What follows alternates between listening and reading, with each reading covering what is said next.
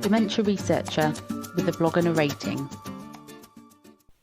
People that suffer from stroke are significantly more at risk of developing dementia in their following years. The damage caused by blood in the brain after stroke is immediately catastrophic.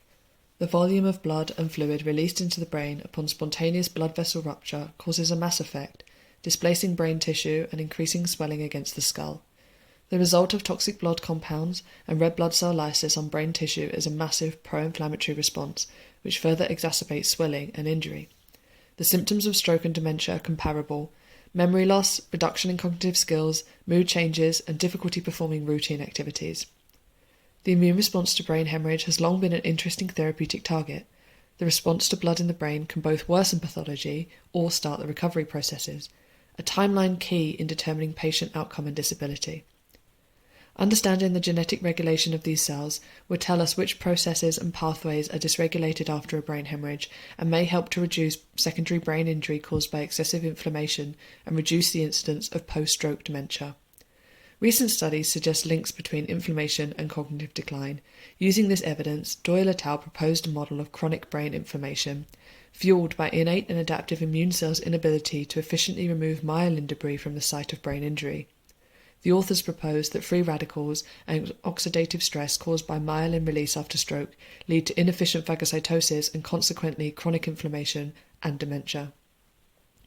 Our recent publication presents a dataset of genes expressed in macrophages and neutrophils that have been isolated from zebrafish larvae after a brain hemorrhage. We use the zebrafish larvae because the development of the organism and disease pathology is very fast and allows us to look at the early innate immune response to brain hemorrhage.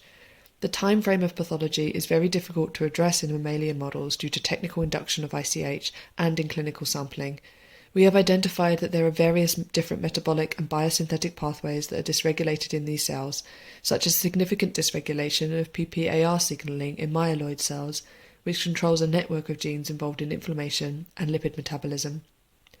Our dataset provides a platform for both preclinical and clinical researchers investigating inflammation during the acute phase of stroke by highlighting translationally relevant targets for therapeutic intervention. Parallels are often drawn between hemorrhagic and ischemic stroke, and modulation of the immune response is currently in Phase 2 and Phase 3 clinical trials respectively, and so we hope to provide a useful resource across the stroke field. Further studies using our resource will hopefully distinguish a timeline of cellular response and categorize the pro- and anti-inflammatory pathways for therapeutic targets to prevent cognitive decline after stroke. Our work was funded by the AMS Springboard Award and an NC3R studentship. You can find the full manuscript in the Journal of Cellular Neuroscience, all references available in text. Thank you for listening. Join the dementia research bloggers and share your own views.